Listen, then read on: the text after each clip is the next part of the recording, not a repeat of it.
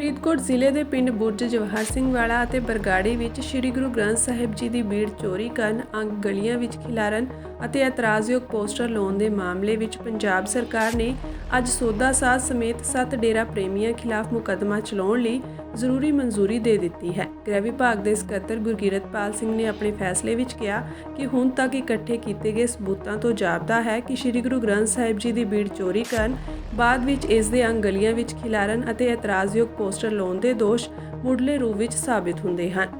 ਫੌਜਦਾਰੀ ਕਾਨੂੰਨ ਮੁਤਾਬਕ ਬੇਅਦਬੀ ਕਾਂਡ ਨਾਲ ਜੁੜੇ ਮੁੱਦਿਆਂ ਦੀ ਸੁਣਵਾਈ ਅਦਾਲਤ ਉਦੋਂ ਤੱਕ ਨਹੀਂ ਕਰ ਸਕਦੀ ਜਦੋਂ ਤੱਕ ਪੰਜਾਬ ਸਰਕਾਰ ਦਾ ਗ੍ਰਹਿ ਵਿਭਾਗ ਲਿਖਤੀ ਮਨਜ਼ੂਰੀ ਨਹੀਂ ਦਿੰਦਾ। ਮੁਕੱਦਮਾ ਚਲਾਉਣ ਲਈ ਲੋੜੀਂਦੀ ਮਨਜ਼ੂਰੀ ਪਿਛਲੇ ਕਰੀਬ 3 ਸਾਲਾਂ ਤੋਂ ਗ੍ਰਹਿ ਵਿਭਾਗ ਵਿੱਚ ਪੈਂਡਿੰਗ ਪਈ ਸੀ, ਜਿਸ ਦਾ ਪੰਜਾਬ ਸਰਕਾਰ ਨੇ ਅੱਜ ਫੈਸਲਾ ਕਰ ਦਿੱਤਾ ਹੈ। ਇਸ ਤੋਂ ਪਹਿਲਾਂ ਦੇਸ਼ ਦੀ ਸਰਵਉੱਚ ਅਦਾਲਤ ਨੇ ਡੇਰਾ ਸੱਚਾ ਸੌਦਾ ਅਤੇ ਡੇਰਾ ਪ੍ਰੇਮੀਆਂ ਖਿਲਾਫ ਦਰਜ ਹੋਏ ਮੁਕੱਦਮਿਆਂ ਦੀ ਸੁਣਵਾਈ ਤੇ ਲੱਗੀ ਰੋਕ ਨੂੰ ਹਟਾ ਦਿੱਤਾ ਹੈ। ਹੁਣ ਬੇਅਦਬੀ ਕਾਂਡ ਦੇ ਸਾਰੇ ਮੁਕੱਦਮੇ ਚੱਲਣ ਵਿੱਚ ਆ ਰਹੀਆਂ ਮੁਸ਼ਕਲਾਂ ਦੂਰ ਹੋ ਗਈਆਂ ਹਨ ਅਤੇ ਜਲਦੀ ਹੀ ਮੁਕੱਦਮਿਆਂ ਦੀ ਸੁਣਵਾਈ ਸ਼ੁਰੂ ਹੋਣ ਦੀ ਆਸ ਹੈ। ਸ੍ਰੀ ਗੁਰੂ ਗ੍ਰੰਥ ਸਾਹਿਬ ਜੀ ਦੀ ਬੇਅਦਬੀ ਦੀਆਂ ਘਟਨਾਵਾਂ ਫਰੀਦਕੋਟ ਜ਼ਿਲ੍ਹੇ ਵਿੱਚ ਵਾਪਰੀਆਂ ਸਨ, ਪਰ ਇਹਨਾਂ ਮੁਕੱਦਮਿਆਂ ਦੀ ਸੁਣਵਾਈ ਚੰਡੀਗੜ੍ਹ ਵਿੱਚ ਹੋਵੇਗੀ ਕਿਉਂਕਿ ਡੇਰਾ ਪ੍ਰੇਮੀਆਂ ਨੇ ਆਪਣੀ ਸੁਰੱਖਿਆ ਦਾ ਹਵਾਲਾ ਦੇ ਕੇ ਸੁਪਰੀਮ ਕੋਰਟ 'ਚੋਂ ਇਹ ਕੇਸ ਚੰਡੀਗੜ੍ਹ ਤਬਦੀਲ ਕਰਵਾ ਲਏ ਸਨ। ਬੇਅਦਬੀ ਕਾਂਡ ਵਿੱਚ ਮੁਲਜ਼ਮ ਵਜੋਂ ਨਾਮਜ਼ਦ 3 ਡੇਰਾ ਪ੍ਰੇਮੀਆਂ ਦਾ ਕਤਲ ਹੋ ਚੁੱਕਿਆ ਹੈ। ਇਹਨਾਂ ਘਟਨਾਵਾਂ ਨੂੰ ਆਧਾਰ ਬਣਾ ਕੇ ਹੀ ਇਹ ਕੇਸ ਫਰੀਦਕੋਟ ਤੋਂ ਚੰਡੀਗੜ੍ਹ ਤਬਦੀਲ ਕੀਤੇ ਗਏ ਸਨ।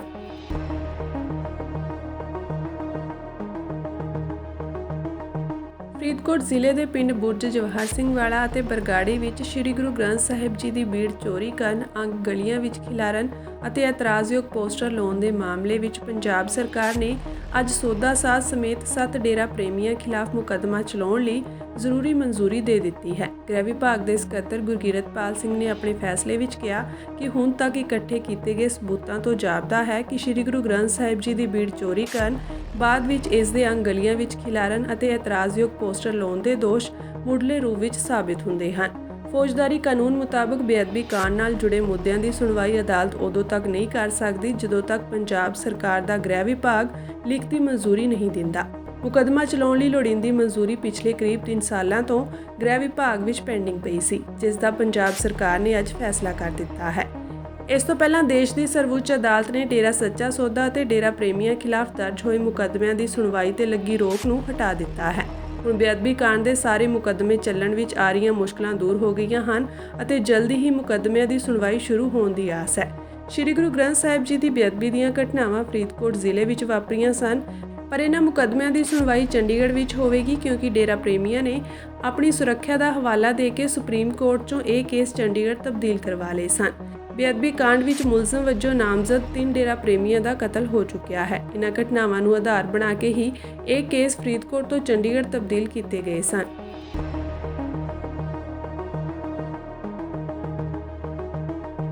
ਫਰੀਦਕੋਟ ਜ਼ਿਲ੍ਹੇ ਦੇ ਪਿੰਡ ਬੁਰਜ ਜਵਾਹਰ ਸਿੰਘ ਵਾਲਾ ਅਤੇ ਬਰਗਾੜੀ ਵਿੱਚ ਸ੍ਰੀ ਗੁਰੂ ਗ੍ਰੰਥ ਸਾਹਿਬ ਜੀ ਦੀ ਬੀੜ ਚੋਰੀ ਕਰਨ, ਅੰਗ ਗਲੀਆਂ ਵਿੱਚ ਖਿਲਾਰਨ ਅਤੇ ਇਤਰਾਜ਼ਯੋਗ ਪੋਸਟਰ ਲਾਉਣ ਦੇ ਮਾਮਲੇ ਵਿੱਚ ਪੰਜਾਬ ਸਰਕਾਰ ਨੇ ਅੱਜ ਸੌਦਾ ਸਾਧ ਸਮੇਤ 7 ਡੇਰਾ ਪ੍ਰੇਮੀਆਂ ਖਿਲਾਫ ਮੁਕੱਦਮਾ ਚਲਾਉਣ ਲਈ ਜ਼ਰੂਰੀ ਮਨਜ਼ੂਰੀ ਦੇ ਦਿੱਤੀ ਹੈ। ਗ੍ਰਹਿ ਵਿਭਾਗ ਦੇ ਸਕੱਤਰ ਗੁਰਕੀਰਤਪਾਲ ਸਿੰਘ ਨੇ ਆਪਣੇ ਫੈਸਲੇ ਵਿੱਚ ਕਿਹਾ ਕਿ ਹੁਣ ਤੱਕ ਇਕੱਠੇ ਕੀਤੇ ਗਏ ਸਬੂਤਾਂ ਤੋਂ ਜਾਪਦਾ ਹੈ ਕਿ ਸ੍ਰੀ ਗੁਰੂ ਗ੍ਰੰਥ ਸਾਹਿਬ ਜੀ ਦੀ ਬੀੜ ਚੋਰੀ ਕਰਨ, ਬਾਅਦ ਵਿੱਚ ਇਸ ਦੇ ਅੰਗ ਗਲੀਆਂ ਵਿੱਚ ਖਿਲਾਰਨ ਅਤੇ ਇਤਰਾਜ਼ਯੋਗ ਪੋਸਟਰ ਲਾਉਣ ਦੇ ਦੋਸ਼ ਮੁੱਢਲੇ ਰੂਪ ਵਿੱਚ ਸਾਬਿਤ ਹੁੰਦੇ ਹਨ।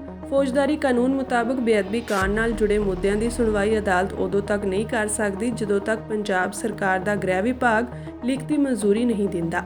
ਮੁਕੱਦਮਾ ਚਲਾਉਣ ਲਈ ਲੋੜੀਂਦੀ ਮਨਜ਼ੂਰੀ ਪਿਛਲੇ ਕਰੀਬ 3 ਸਾਲਾਂ ਤੋਂ ਗ੍ਰਹਿ ਵਿਭਾਗ ਵਿੱਚ ਪੈਂਡਿੰਗ ਪਈ ਸੀ, ਜਿਸ ਦਾ ਪੰਜਾਬ ਸਰਕਾਰ ਨੇ ਅੱਜ ਫੈਸਲਾ ਕਰ ਦਿੱਤਾ ਹੈ। ਇਸ ਤੋਂ ਪਹਿਲਾਂ ਦੇਸ਼ ਦੀ ਸਰਵਉੱਚ ਅਦਾਲਤ ਨੇ ਡੇਰਾ ਸੱਚਾ ਸੌਦਾ ਅਤੇ ਡੇਰਾ ਪ੍ਰੇਮੀਆਂ ਖਿਲਾਫ ਦਰਜ ਹੋਏ ਮੁਕੱਦਮਿਆਂ ਦੀ ਸੁਣਵਾਈ ਤੇ ਲੱਗੀ ਰੋਕ ਨੂੰ ਹਟਾ ਦਿੱਤਾ ਹੈ। ਹੁਣ ਬੇਅਦਬੀ ਕਾਂਡ ਦੇ ਸਾਰੇ ਮੁਕੱਦਮੇ ਚੱਲਣ ਵਿੱਚ ਆ ਰਹੀਆਂ ਮੁਸ਼ਕਲਾਂ ਦੂਰ ਹੋ ਗਈਆਂ ਹਨ ਅਤੇ ਜਲਦੀ ਹੀ ਮੁਕੱਦਮਿਆਂ ਦੀ ਸੁਣਵਾਈ ਸ਼ੁਰੂ ਹੋਣ ਦੀ ਆਸ ਹੈ।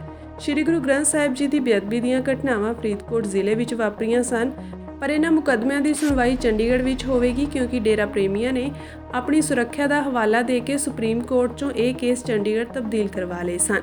ਬੇਅਦਬੀ ਕਾਂਡ ਵਿੱਚ ਮੁਲਜ਼ਮ ਵਜੋਂ ਨਾਮਜ਼ਦ 3 ਡੇਰਾ ਪ੍ਰੇਮੀਆਂ ਦਾ ਕਤਲ ਹੋ ਚੁੱਕਿਆ ਹੈ। ਇਹਨਾਂ ਘਟਨਾਵਾਂ ਨੂੰ ਆਧਾਰ ਬਣਾ ਕੇ ਹੀ ਇਹ ਕੇਸ ਫਰੀਦਕੋਟ ਤੋਂ ਚੰਡੀਗੜ੍ਹ ਤਬਦੀਲ ਕੀਤੇ ਗਏ ਸਨ।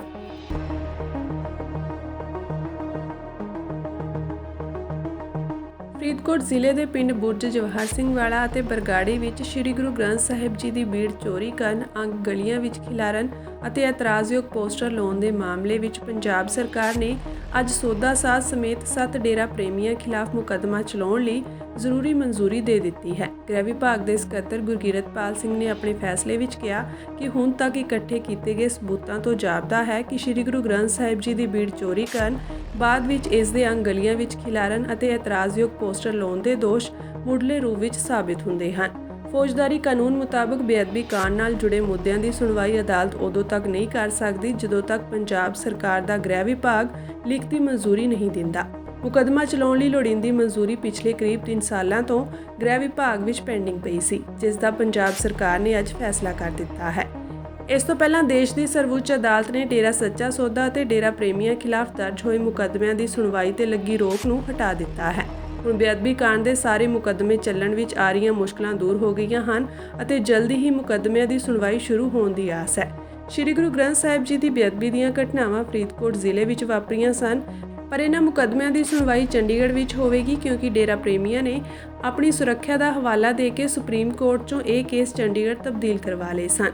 ਬੇਅਦਬੀ ਕਾਂਡ ਵਿੱਚ ਮੁਲਜ਼ਮ ਵਜੋਂ ਨਾਮਜ਼ਦ 3 ਡੇਰਾ ਪ੍ਰੇਮੀਆਂ ਦਾ ਕਤਲ ਹੋ ਚੁੱਕਿਆ ਹੈ। ਇਹਨਾਂ ਘਟਨਾਵਾਂ ਨੂੰ ਆਧਾਰ ਬਣਾ ਕੇ ਹੀ ਇਹ ਕੇਸ ਫਰੀਦਕੋਟ ਤੋਂ ਚੰਡੀਗੜ੍ਹ ਤਬਦੀਲ ਕੀਤੇ ਗਏ ਸਨ।